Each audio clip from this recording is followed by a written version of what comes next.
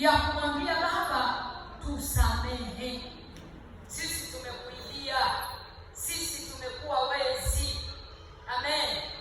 Kwa sababu gani? Mungu anataka tusikosee kwenye hii sadaka ya mavuno, kwa sababu ina mambo mawili. Kesho tutavuka hichi kipengele, na mimi nashangaa, nimekaa nacho siku 3 mpaka nimechoka. Mungu anataka kwenye sadaka ya mavuno mambo mangapi?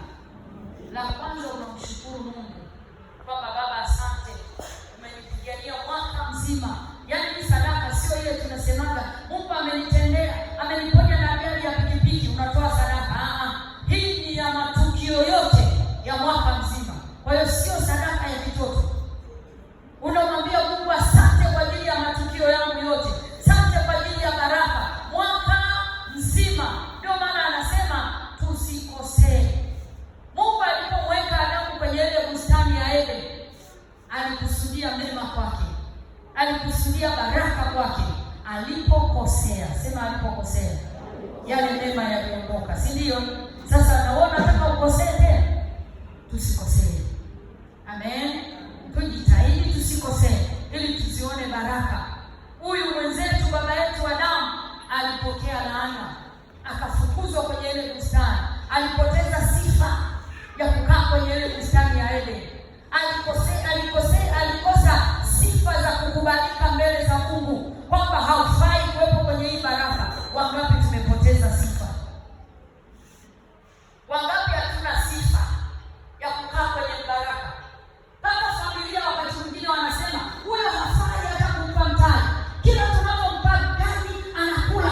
Hafai, hana akili, hana baraka, hana nyota ya biashara, hana nyota kabisa huyo. Yaani kila mkimpa hajui kutulia na fedha. Sio kwamba hajui kutulia na fedha, hata akipewa mtaji hamkumbuki Mungu wake. Hata akipata kazi hajui kutoa sadaka ya fungu la 10, hatutoi.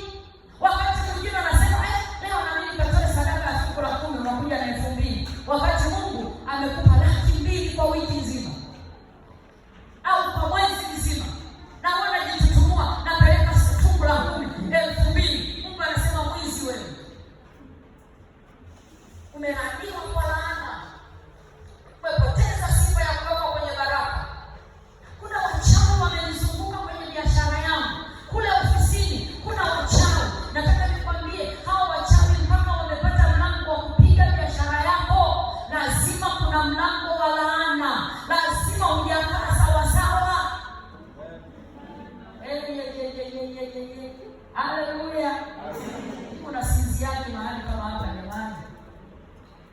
Bwana Yesu asifiwe. Mimi nataka nikwambie, hata mimi nilifanya biashara ya namna ya kwako. Sema ya namna ya kwako.